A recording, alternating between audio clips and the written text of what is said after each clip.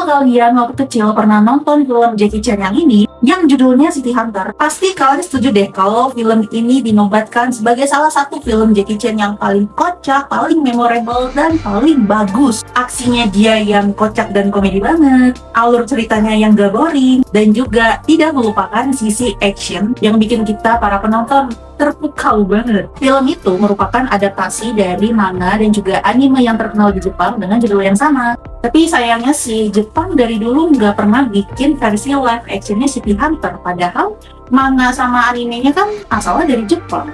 Malahan yang bikin live actionnya dari Cina tuh. Tapi ternyata nih, tahun 2024 ini Netflix bikin dong versi Jepangnya, versi live actionnya.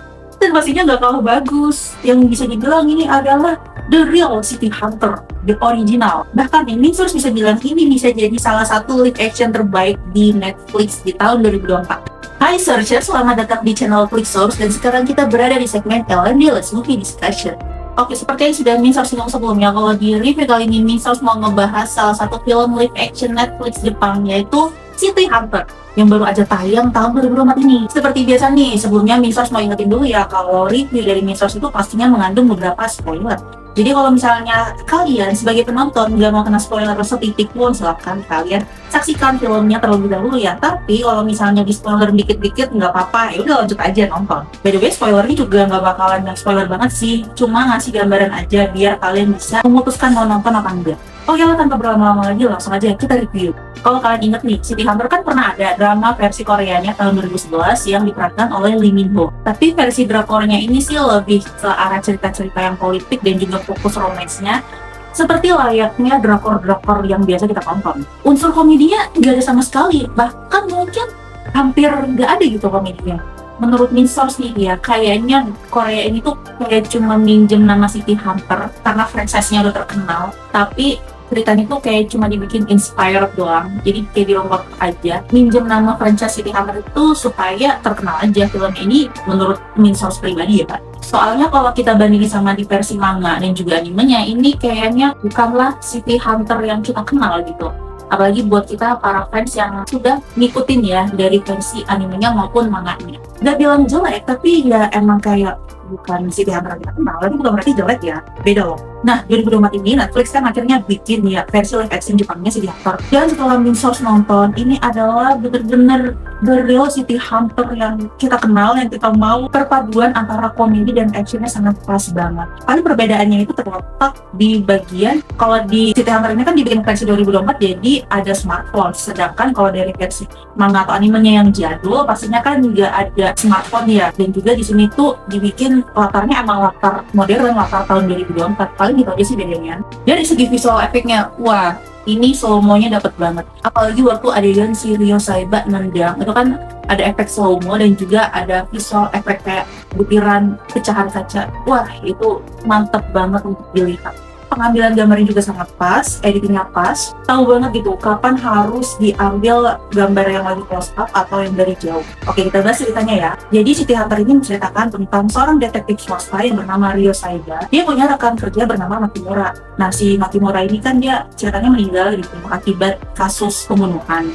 Dan sebelum meninggal, si Makimura ini menitipkan Kaori ke Ryo Saiba. Dia bilang bahwa si Ryo ini harus menjaga Kaori untuknya. Seperti yang kita tahu bahwa Kaori ini yang merupakan adik angkatnya Makimura, dia akan menjadi partner in crime-nya Ryo Saiba menggantikan Makimura, kakaknya. Selain sebagai detektif, Ryo Saiba ini juga dikenal sebagai pria yang genit dan juga pecinta wanita. Dia suka banget sama cewek-cewek cantik, apalagi yang badannya seksi. Sering banget gitu si Ryo Saiba ngegodain cewek-cewek cantik ini. Tapi itulah yang bikin unsur komedi di film ini dan juga unsur komedi di karakter Ryo Saiba. Sosok Ryo Saiba sebagai pecinta wanita ini bukan sosok yang playboy yang suka manfaatin wanita atau yang suka main wanita. Melainkan apa ya, jadi bilang itu kayak pengalihan aja kalau sebenarnya dia adalah seorang detektif swasta City Hunter yang juga memiliki sisi kelam dan juga memiliki cerita yang dark dalam hidupnya. Film live action ini sih fokus ceritanya awalnya masih menceritakan Kaori yang menuntut si Ryo untuk membantunya membalaskan dendam kematian dari kakaknya si Makimura. Kaori ini juga beberapa kali suka banget buntutin si Ryo Saiba kemanapun dia pergi supaya si Kaori ini bisa memastikan bahwa si Ryo Saiba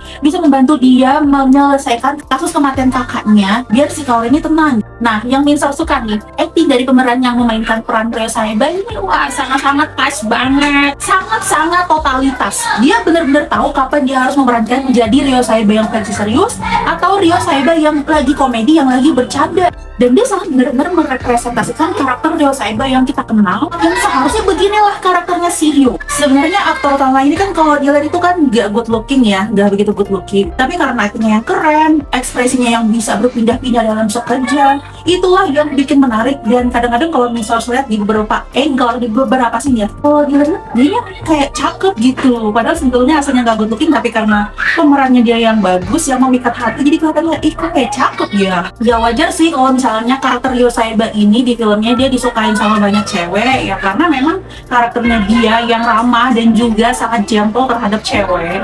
Ya walaupun di samping karakternya Ryo ini yang genit, sebenarnya Ryo Saeba ini orangnya gak gampang jatuh cinta. Terlebih saat dia lagi bersama Kaori, dia nggak terlalu gampang suka gitu sama Kaori. Bukan karena Kaorinya tomboy atau karena gak cakep ya, tapi memang karakternya Ryo ini dia itu kayak suka cewek genit emang karena suka, bukan yang kayak dia benar-benar jatuh cinta sama cewek itu. Jadi kayak beda konteks gitu. Dan karena dia emang cuma sekedar suka, sekedar genit tapi bukan yang serius banget, itulah yang menjadi daya tarik unsur komedi dari karakter ini. Lalu karakter Kaori itu sebetulnya di sini agak-agak menyebalkan ya awalnya. Minso jujur kurang suka sama karakter Kaori di sini. Mungkin bukan karena acting pemainnya, tapi ya karena memang karakternya dia ya bikin gregetan aja. Malahan Minso ini lebih suka sama karakternya Saikyo sebagai polisi wanita. Soalnya Kaori ini kan itu orangnya tomboy, cewek tomboy gitu, tapi sifatnya tuh masih yang sifat-sifat yang suka keras kepala, yang suka bertindak sendiri. Pokoknya tipe-tipe yang ceroboh banget. Beda sama si Saikyo yang dia adalah karakter polisi wanita yang menurut Minso sifat dan karakteristiknya walaupun dia penampilannya lebih feminim,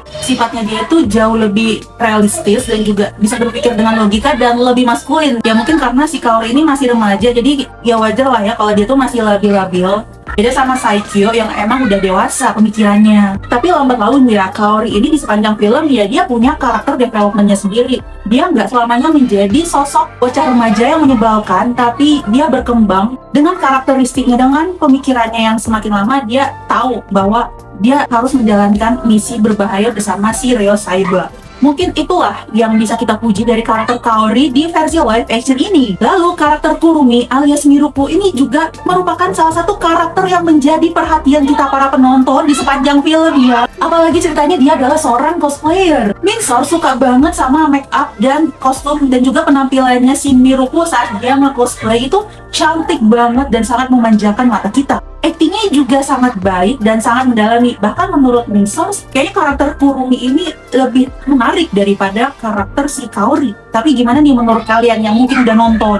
Secara plot cerita keseluruhan, live action City Hunter ini bener-bener ngasih keseimbangan porsi cerita yang sangat-sangat pas. Antara komedi, thriller, action, dan juga fokus cerita drama yang serius. Jadi ada saat dimana kita terhibur sama interaksinya Ryo dengan cewek-cewek genit atau interaksinya Ryo sebagai karakter yang komedi yang lucu. Tapi ada juga porsi cerita dimana kita dibikin senam jantung dan dibikin tegang sama beberapa adegan sedikit itulah gore atau thrillernya di adegan pembunuhan-pembunuhannya. Ya lumayan ada banyak darahnya sih.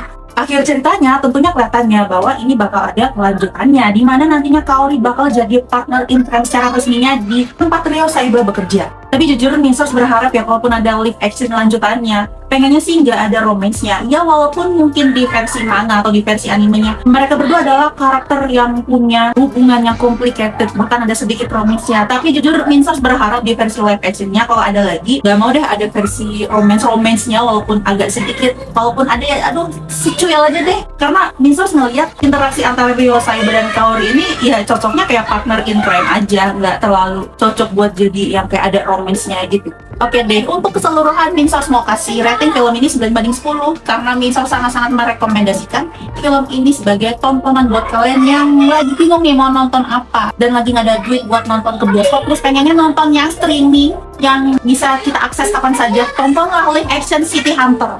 Nah, buat sources nih yang udah juga nonton film ini, gimana pendapat kalian? Coba komen aja di bawah ya. Minso pengen dengar pendapat kalian dan pengen berdiskusi bersama kalian. Jangan lupa subscribe channel Clicksource untuk menikmati konten-konten kami yang lainnya. Follow juga sosial media kami supaya nggak ketinggalan update konten-konten fresh dan juga berita-berita setiap harinya. See you!